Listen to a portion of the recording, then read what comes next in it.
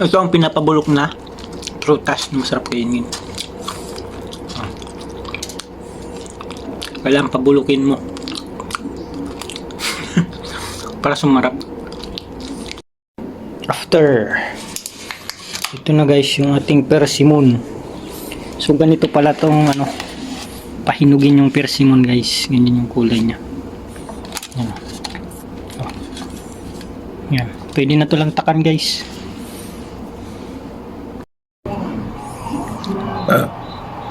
Before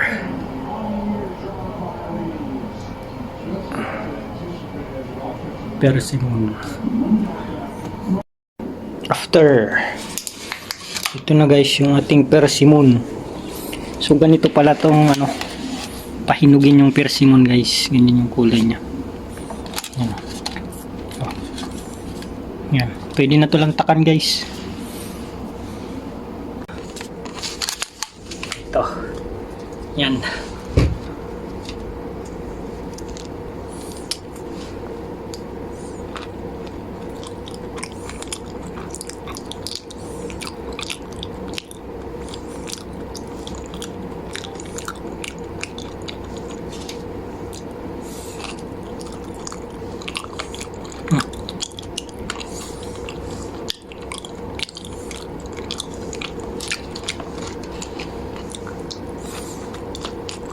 Matamis.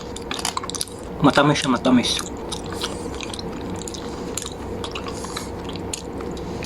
Yung lasa niya parang dates.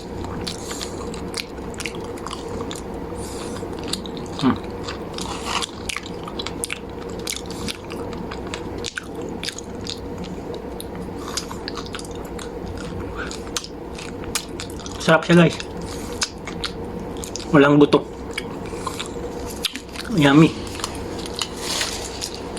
Pa isa. Laki no. Parang dates lang guys.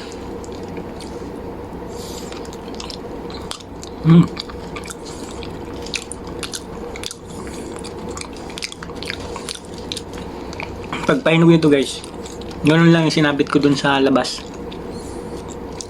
Tapos pag brown na siya, ganito na siya ang kulay. Pwede na siya kainin.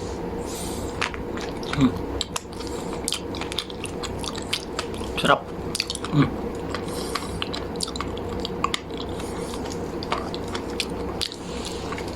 Matamis siya.